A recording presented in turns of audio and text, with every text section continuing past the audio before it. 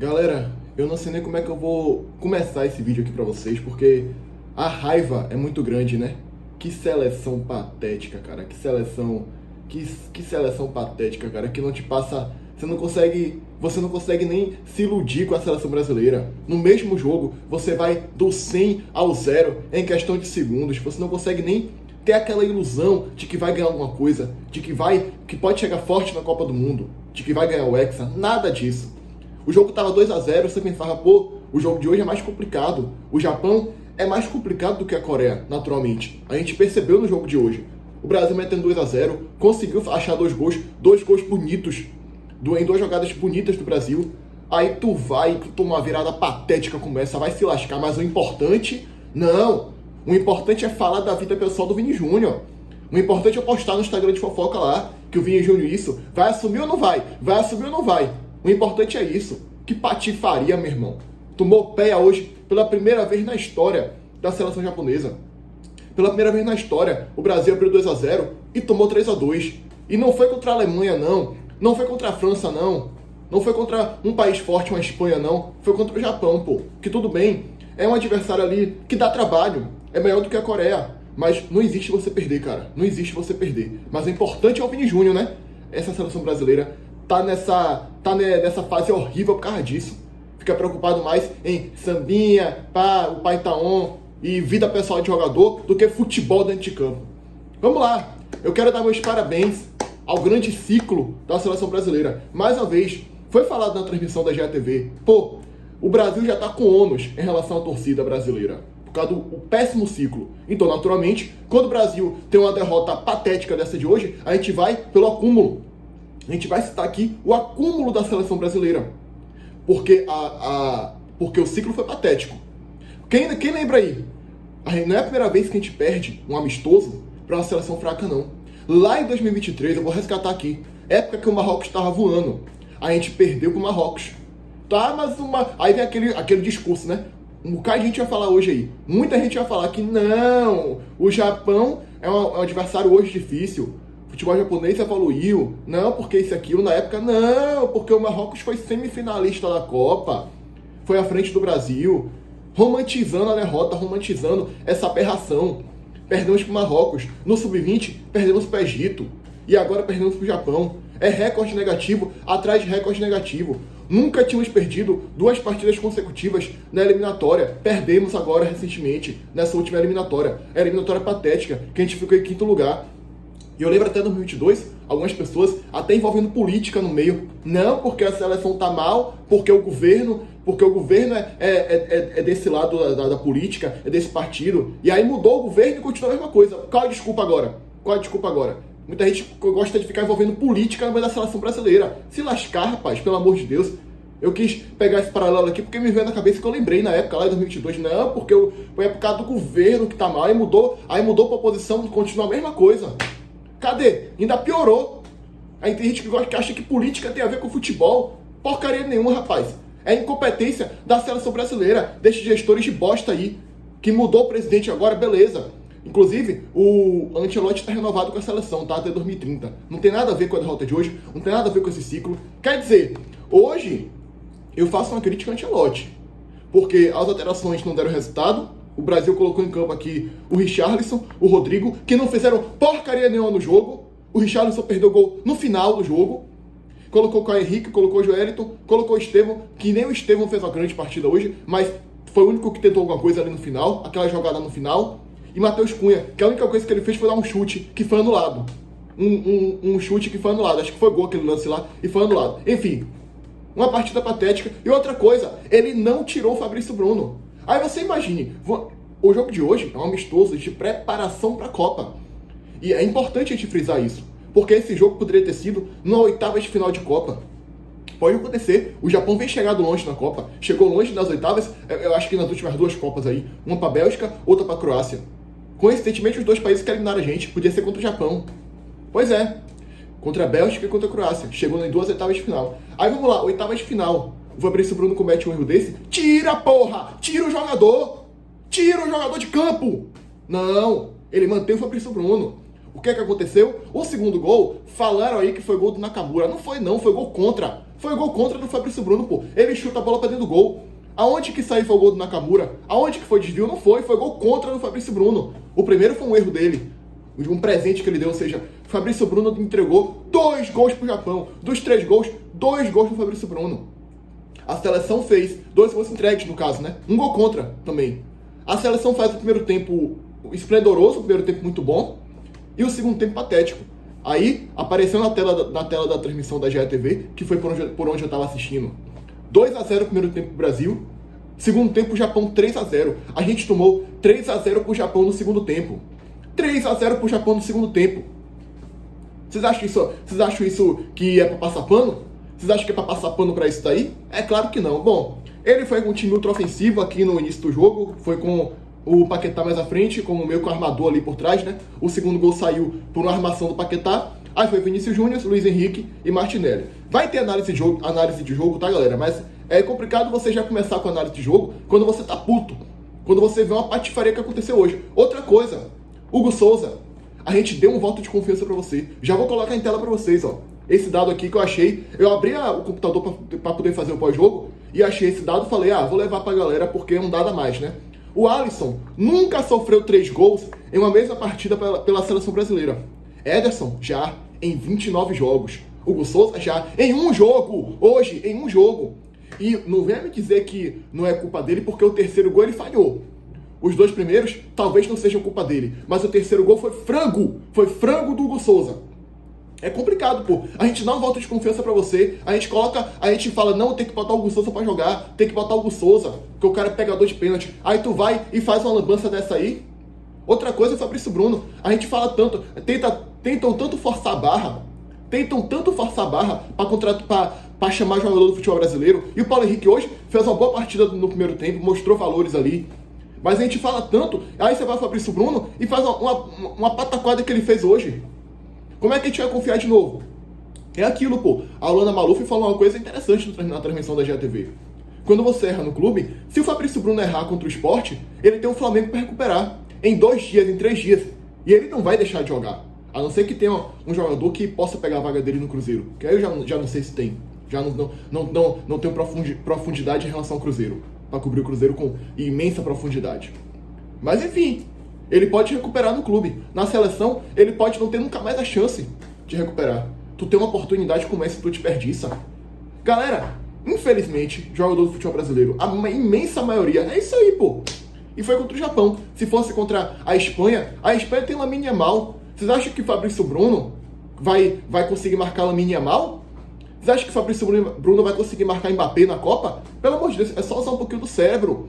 Infelizmente, ou felizmente, sei lá, infelizmente porque o nosso futebol poderia estar melhor. Os jogadores bons, os melhores jogadores, estão na Europa, pô. Não adianta forçar a barra, não, eu vou convocar o Fabrício Bruno. Pode fazer um teste, beleza, no amistoso. Mas olha aí o que aconteceu. Olha aí o que aconteceu. E o Hugo Souza já é diferente, porque o Hugo Souza, eu tinha confiança nele. A gente confiou nele, pra ele falhar no terceiro gol como ele falhou, pra ele entregar o gol do Japão. Porra, pelo amor de Deus, né? E o Bento já sofreu também 3 gols na seleção brasileira, numa mesma partida, né? Em 5 jogos. A Alisson disputou 76 partidas. Cara, eu não acho o Alisson também um grande goleiro, não, né? A gente tá mal de goleiro, a verdade é essa. A gente tá mal de goleiro. Mas o Alisson tá aí a estatística pra vocês. Até a Alisson foi melhor do que vocês, pô. A Alisson que eu não acho um grande goleiro. Eu não acho um goleiro de alto nível, tá? Então, mais uma vergonha que eu vou mostrar pra vocês aqui. Estatísticas. Tá aí, ó. Finalizações. 15-8 pro Japão. Finalizações em direção ao gol. 6-4. Posse de bola o Brasil teve mais. Mas uma posse de bola que por muitas vezes o Brasil não finalizou. O Brasil finalizou 3 vezes no primeiro tempo. E foi assertivo, fez 2 gols, beleza. Mas o jogo tava complicado. O Japão tava conseguindo marcar com grande qualidade ali na defesa. E essa posse de bola, no segundo tempo ali no final, foi só pra cumprir tabela, tocando pra lá, tocando pra cá, sem nenhuma assertividade. Não conseguindo chegar no gol do Japão. Não conseguindo botar aquela pressão no Japão. O Japão fez uma partida muito boa defensivamente hoje. Bom, eu quero agora tirar uma parte desse vídeo pra poder dar os parabéns à seleção japonesa. O Japão é um país que vem evoluindo no futebol, vem crescendo no futebol, que vem evoluindo nas últimas Copas, chegou em 2 oitavas de final, que vem melhorando seu futebol. O Kubo hoje fez uma baita partida. Acho que foi um dos melhores em campo. Aí tem o Minamino, que jogadores que jogam na Europa, ou que já jogaram na Europa, Então, é uma seleção, o Eda também, é uma seleção que vem em evolução. Justifica a derrota de hoje? Não. Foi um teste maior do que da Coreia. E o Brasil falhou contra o Japão. Quando pegar um teste ainda melhor, quando pegar um teste ainda que vai te dar ainda mais de desafio, com a Espanha, imagina a seleção brasileira contra a Espanha, com esse ciclo patético, com essa eliminatória patética, com esse futebol patético apresentado. Imagina contra a Espanha. Tudo bem, você pode falar, não, hoje foi erro individual. O Brasil, por um momento do jogo, jogou bem. É isso que a gente tem para se apegar. Agora, Fabrício Bruno não tem mais que ser convocado. E o Hugo Souza, talvez ele não tenha mais chance, infelizmente. Talvez ele não tenha mais chance. O terceiro gol foi falha dele, pô. E outra, Fabrício Bruno ainda teve uma bola do Japão que bateu no travessão, ali dentro da grande área, que o jogador do Japão subiu para cabecear nas costas de Fabrício Bruno, pô. Ou seja, uma partida patética, uma partida pavorosa. Uma das piores partidas de um zagueiro da seleção brasileira nos últimos tempos aí, Fabrício Bruno. Ah, mas tem que convocar do futebol brasileiro só porque do futebol brasileiro. Vamos dar moral pro futebol brasileiro. É tentar forçar a barra, sendo que os melhores jogadores estão na Europa. Não tem pra onde correr, galera. Não tem pra onde correr. E os jogadores daqui do futebol brasileiro que são pré-convocados, caso do Luciano Juba, por exemplo, que é pintado na seleção, já tá com proposta para ir pra Europa. São jogadores que têm ascensão, que vão pra Europa. Quando o Estevão era convocado, já tava com um contrato assinado com o Chelsea. Cara, é complicado. Agora vamos fazer a análise do jogo racional frio aqui. O Japão começou muito bem, com a linha à frente, marcando pressão à seleção brasileira, tentando roubar a bola, marcando muito bem. O Brasil teve muita dificuldade, como eu falei, 3 finalizações, 2 gols, mas não finalizou tanto porque não levou perigo. E a gente vai ver agora os gols da seleção brasileira do primeiro tempo, né? Paulo Henrique, que estava fazendo uma baita partida. O primeiro tempo dele foi muito bom, o segundo tempo foi abaixo, como todo time da seleção também. Mas é um motivo de orgulho aí pra torcida vascaína, que Paulo Henrique fez um gol hoje no jogo da seleção, tá aí o gol. Uma bela jogada no meio de campo, ó, uma tabelinha aqui do Paquetá com o Bruno Guimarães. E olha que bolão do Bruno Guimarães, ó, pro Paulo Henrique, que faz 1-0 para a seleção brasileira. E aí, a seleção continuou com muita dificuldade para marcar. O Japão até tentou depois botar mais pressão, atacar mais, porque estava perdendo o jogo, mas manteve também certa postura ali de ficar defensivo e esperando o Brasil para poder não tomar mais gol, né? Aí vem o gol do Martinelli. Olha só, a seleção japonesa marcando muito bem, toda fechada. O Brasil precisava achar esse passe entre linhas, como foi o primeiro gol. Um passe entre linhas que deu muito certo, o Paulo Henrique, e agora um lançamento por cima da defesa do Japão. O Brasil conseguiu mostrar repertório, conseguiu mostrar que dá para furar uma defesa fechada, que o Brasil vai passar por isso na Copa. Por muitas vezes o Brasil vai passar por isso na Copa. E tá aí, ó, o segundo gol, o passe absurdo do Paquetá. Aqui, a bola vai chegar aqui no Paquetá, aqui no meio de campo, e o passe absurdo do Paquetá para o gol do Martinelli. Aí agora, ó, tabelinha, Paquetá por cima, Martinelli, 2-0 para a seleção brasileira. Um golaço do Martinelli. E aí vem o segundo tempo. E olha a falha do Fabrício Bruno, cara. Puta que pariu, olha a falha. Olha isso, cara. Saída de bola da seleção, olha isso, cara. Isso aqui é bizarro, meu irmão. Isso aqui é bizarro, bicho. Não tem como você olhar pra isso aqui e passar pano pra isso, pô. É bizarro, cara, é bizarro. E aí o segundo gol, olha só. Dizem que foi gol do Nakamura. Mas foi gol contra, olha aí. Foi gol contra, cara. Não foi gol do Nakamura, gol contra, pô. A bola bate no Fabrício Bruno, ele chuta pro gol. Isso é o quê? Isso é gol contra, pô. Isso é gol contra. Não é que a bola desviou, não. Gol contra, pô. E aí o terceiro gol do Japão, o Eda, uma jogada de escanteio. Tá aí o lance, né? O Japão comemorando. Vai passar o replay agora. Jogada na área, escanteio pro Japão. E tá aí, ó. Olha a falha. Olha a falha do Hugo Souza, cara. Olha. Mas tem gente que vai falar que não. O Hugo Souza, isso e aquilo. Olha a falha dele, cara. Bom, enfim, galera. Conclusão disso tudo. Não tem como a gente se iludir. Não tem como a gente olhar e falar, vamos ganhar o Hexa depois desse jogo de hoje. Não tem como. E é aquilo, né? Porra, o Brasil tá ganhando de 2-0. Tava ganhando de 2-0. A gente tava com um clima pra se iludir, de falar, vai, o Hexa, porque o jogo não tava tão fácil assim. Pô, só faltaria um amistoso contra a seleção maior, contra a Espanha, pra gente ter a prova concreta. Pô, a gente tava começando a se iludir. Não. Aí tem que tomar 3-2. Parece o Bahia. Parece o Bahia. Aí tem que tomar um 3-2 desse bizarro, patético dentro de campo. Galera, é complicado. Eu espero realmente que a convocação seja melhor na próxima, que o Fabrício Bruno não seja convocado e que a gente possa reverter isso contra a Espanha da vida ou contra a seleção mais forte para poder a gente conseguir reverter e ir bem para a Copa. Porque assim, Eu não consigo ter a convicção. Se a gente pegar o Japão, se a gente chegar na Copa, oitavas de final, Brasil-Japão, eu não consigo ter a convicção de que a gente passa, pô. E o contrato do Ancelotti foi renovado até 2030.